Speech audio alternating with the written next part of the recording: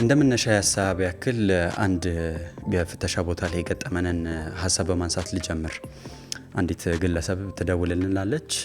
አሲስታንት ታነሳና ሄሎ ጤና ይስጥልኝ አውቶሞቲቭ ኮንሰልቲንግ ባኩም ልርዳው ትላለች። ፍተሻ እንፈልጋለን ይሉናል። ግን ከፍያለሁ ግን ፈትሹልኝ አለች። ለመኪናው ከፍያለሁ ኦሬዲ ግን በቃ ማወቅ ስላለብን በቃ ልጄ ነው ይፈተሽ ይያለ እንትን ይያለን ያለው ግን ይፈተሽ አለች።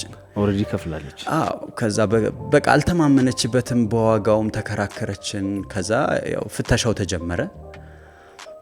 ሁሉም ነገር ሰላም ነው። ቦዲ ላይ፣ ባትሪ ላይ፣ አጋዥ አካላት፣ ሃይ ቴንሽን ኬብሎች፣ የሴፍቲ እና ኮምፎርት ፊቸሮች በሙሉ በትክክል ይሰራሉ። የሚያሳዝነው አንድ ትልቅ ነገር አይሰራም። ዋጋውን መኪናውን ክፍያ እንደከፈለችበት አትርሳ። ኦኬ ፕሮሰስ ሊጀመር ነው። የታርጋ ፕሮሰሱን ሊፈጽም የመጣው ሰው ዝግጁ ነው ዶክመንት ተቀብሎ ለመሄድ። ኦኬ በዛ ሰዓት ላይ ፍሬኑ አይሰራም። እንዴ ዮአናፕ መኪና ነው ማለት 00 መኪና ነው። ዮአናፕ መኪኖች ከ45 እስከ 50% ነው ብሪጌን ካሊብሬሽናቸው። እስከ መታች ስትረግጠው እስከ 50% እስከ 45% መረገጥ አለበት። ብሬክ ፓድ ላይ ወይም ደግሞ ሸራ ላይ ዊር ካለ እስከ 55% ሊወርድ ይችላል። ኦኬ ሶ ቼክ ስናረገው እስከ 84 አንዴ ደግሞ ቼክ ስናረገው እስከ 90% ወረደ ብሬኩ ማለት ነው። ኦኬ ፓርኪንግ ሎት ላይ ብቻ ስናንቀሳቀሰው ነው ፍሬን የሚይዘው። ከ40 ኪሎ ሜትር ፐር አወር በላይ ከነዳኸው መኪናውን ፍሬን አይዝም። 00 መኪና ነው። ኦዶሜትር ዜሮ ነው።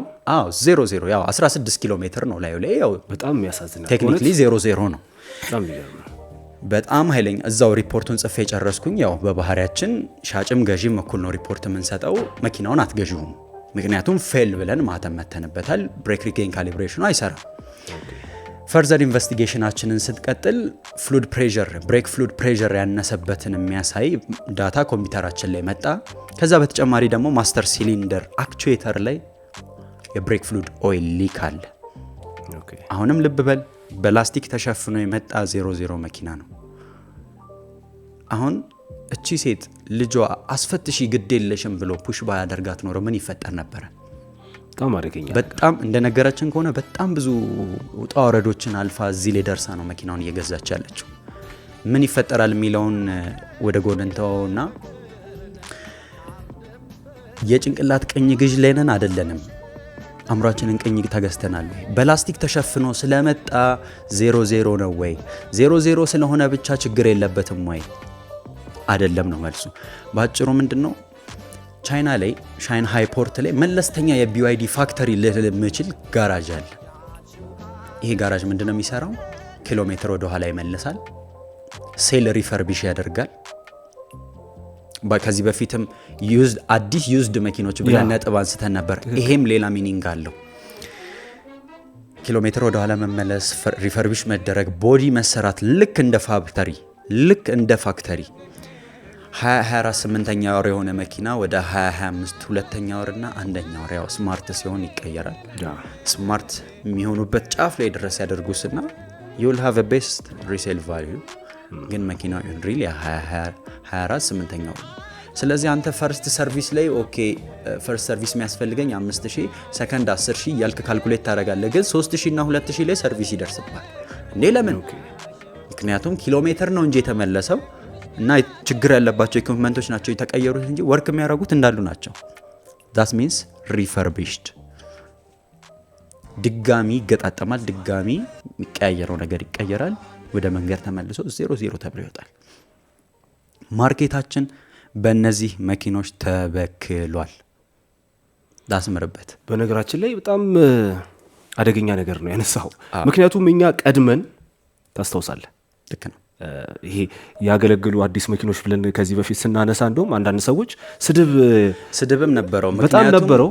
አንተ ስትገልጸው ወርዱም አዲስ ነበረ። ምክንያቱም ያው አንተ ነገሩ ሪሰርች ስለምታደርግም ነገሩን ስለምታጠናም አውቀኸዋል። ግን ሴንስ የማይሰጠው ለምንድን ነው? ፕራክቲካሊ ያላየኸው። ትክክል። አሁን እኔ ይሄኛውን ፕራክቲካሊ እጄ ላይ አንድ ሰው እንዲህ ብለህ ስማችንን እያጠፋ ነው ብሎ ፍርድ ቤት ላይ ቢያቆመኝ ሪፖርት ማሳየት ይችላል። የኮምፒውተር ሪፖርት፣ የጽሁፍ ሪፖርት፣ የድርጅታችን ህጋዊ ማህተም ያለበት ሪፖርት ማሳየት ይችላል።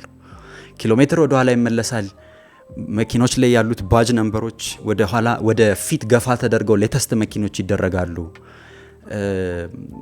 ባትሪ ፓክ ከታች ፎርክሊፍቱ ይመታውና አብዛኛዎቹ የሚጫኑት በ40 ፊት ኮንቴነር 4 ፒስ ሆኖ ነው። ላይታች 4 ፒስ ይጫናል። ያ ማለት ላይኛውን ጭኖት ሲወጣ የፎርክሊፍቱ ምላስ ቦዲው ሊመታው ይችላል። መቶትም አግኝተናል። ከቨር ብቻ የተቀየረ ሴሉ ሳይቀየር ከቨር ብቻ የተቀየረም አግኝተናል። ከዛ ከፋክተሪ ውጪ ብሎኖቹ ተነካክተዋል። ከፋክተሪ ውጪ ከዛ ሴል 8 እና 9 ቴምፕሬቸራቸው ቬሪ ሃይ በጣም የጨመረ ነው። ሌሎቹ 23 24 እስከ 30 ነው። ሴል 8 እና 9 መሃል ላይ የተመታበት ቦታ ላይ ምን ይሆናል? 150 ዲግሪ ሴንቲግሬድ። ከዛ መቼ ነው ይሄ ነገር ያው ኮምፒውተር ዲቴል ዳታ ነው የሚነግርህ። መቼ ነው ይሄ ቴምፕሬቸር እንደዚህ የነበረው? ምክንያቱም ኦል ዘ ታይም እንደዚህ ሆኖ ሊቀጥል አይችልም ቴምፕሬቸሩ። ትክክል። ዳታውን ስታየው ወይ መኪናው ከፎርክ ሊፍት ሲወርድ ነው ወይ ሲጫን ነው። ምክንያቱም ይንገጫገጫላ። ነርተኸው ስትወጻሳ አይገጫገጭም? ዳት ሚንስ ነርተህ በወጣህ በ10 ሜትር ውስጥ መኪናው ፌል ሊያደርግ ይችላል። እና ኢንስፔክሽን አያስፈልግም ጎስሽ? ኢንስፔክሽን ብቻ አይደለም፣ ፕሪ ዴሊቨሪ ኢንስፔክሽን። ኢንስፔክሽን እና ፕሪ ዴሊቨሪ ኢንስፔክሽን ይለያያል። ፕሪ ዴሊቨሪ ኢንስፔክሽን ዴሊቨር ከመደረጉ በፊት ከፋክተሪ ከመውጣቱ በፊት ፋክተሪው የሚያይበት ሌቭል ነው። ኢቨን ኢፍ እንደ ፋብሪካ ተደርጎ ቦዲ የተሰራ የማናልፍበት የራሳችን መንገድ አለ። ኤሌክትሮማግኔቲክ ፔንት ዴፕዝ ሜዠርመንት ይባላል። ኢንዝ አውቶሞቲቭ ኮንሰልቲንግ እዚህ ላይ ኢንቨስት የሚያደርገው ውድ እቃዎችን ገዝቶ አስገብቶ ኢንስፔክት የሚያደርገው ለምንድን ነው? እንኳን ቀለም የደረበ ይቅርና ቀለም የሚደርበው ሰው የጣሳ ይዞ ቢያልፍ ራሱ የሚናገር ማሽን ነው። አገላለጽ ምንድን ነው? አንተ ደግሞ ግነቱ ዌቭ መታህ አይደል? የብሬ ነው አንተ። ባጭሩ ምንድን ነው? እማይስት ማሽን መጠቀም። ከዛ ልምድ ያላቸው እጆችህን ትዘረጋለህ። ከዛ አይንህ ደግሞ ትኩረት ሰጥቶ 2 ዙር መኪናውን መዞር አለበት። ሃይ ቮልቴጅ ባትሪ፣ ሞተር ፕሮቴክተሩን፣ ሃይ ቴንሽን ኬብል። መጋዘን ላይ መኪኖች ቆመው በአይጥ ሊበላ ይችላል። ያጋጥማል፣ ገጥሞናል። አይጦች የፈረፈሩት ሃይ ቴንሽን ኬብል ታገኛለህ። ይሄ መኪና ዋተር ፕሩፊንጉን ጠብቋል? አልጠበቀም። ውሃ ውስጥ ሲገባ ምን ይሆናል? ባይ ዲፎልት ከዚህ በፊት አዶኒም እያለ አውርተነዋል። IP67 እና IP68 ዋተር ፕሩፊንግ ያላቸው መኪኖች በአይጥ መበላት ምክንያት እነዚህ ሉዝ አድርገዋል። ጎስሽ ፍተሻ ያስፈልጋል አያስፈልግም? ምን ጥርጥራለሁ። አሁን ኖርማሊ በተለይ ሲሪየስሊ ነው ማለት መጀመሪያ ላይ ያነሳሃት ነገር በጣም ብዙ ሰዎችን ነው የምታተርፈው። ሪሊ ከልቤ ነው ማለት። ምክንያቱም እኛ ቀድመን እዚህ ፕሮግራም ባንሰራበትና እንዲህ ቢፈጠር ምንም አንልም ነበር። እንዴት ነው ኤሌክትሪክ መኪና ላይ በጣም እኮ ሪስኩ ከነዳጅ መኪና እኮ በጣም 10 እና ከዛ በላይ እኮ እጥፍ ጥንቃቄ የሚፈልግ ነገር ነው። በደንብ ቼክ ተደርጎ ነው መገዛት ያለበት። እና ምናልባት ይህንን ቪዲዮ ስንጭነው በየሶሻል ሚዲያ ላይ ከዚህ በፊት የተናገርነውን ለማካተት እንሞክራለን። በሚገባ በደንብ ይረዱታል።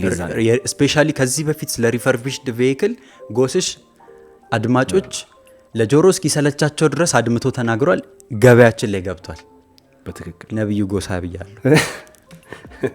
ቶቶቶ እንደዚህማ ነብይ አታደርገኝ ሳይሆን እስቲ እናየዋለን። ከዚህ በፊትም የተናገርናቸው ቪዲዮዎች ስላሉ አንድ ላይ አካተናቸው እናስቀምጣለን። ፒውርሊ ነው የተናገርነው።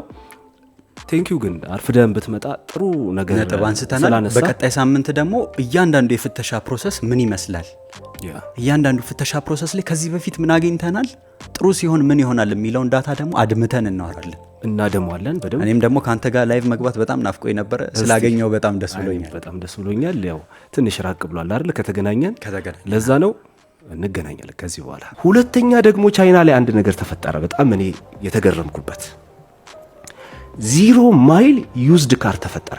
0 ማይል ዩዝድ ካር ትገምታለህ? እንዴት ነው ሊሆን የቻለው መሰለህ? እንዴት ሊሆን እንደቻለ ላስረዳ። ሊሆን የቻለበት ትልቁ ምክንያት BYD እና ትላልቅ ካምፓኒዎች ጫና የሚያደርጉት ነጋዴዎች ላይ ነው። ነጋዴው ይረከባል፣ እሱ አይመለከተውም። ነጋዴው እንደምንም አድርጎ ያንን መኪና መሸጥ ነው። ቅድም ያን ነው። ከዛም በኋላ ምን ያደርጋሉ ነጋዴዎች? ታርጋ ይለጥፉና ምንም አይነት ማይል የሌለውን መኪና በዩዝድ መሸጥ ጀመሩ። ቻይና ውስጥ ከተሸጡ መኪኖች ኤሌክትሪክ መኪኖች 15% በዩዝድ ስም የተሸጠ አዲስ መኪና ሆኖ ተገኘ ማለት ነው። አስበዋል? ስለዚህ ነገ ተነገ ወዲያ የኢትዮጵያ ማርኬት ላይ የሚገጥመው ነገር ምንድነው? ትልቁ ችግር አዲስ መኪና በዩዝድ ስም ይመጣል ማለት ነው።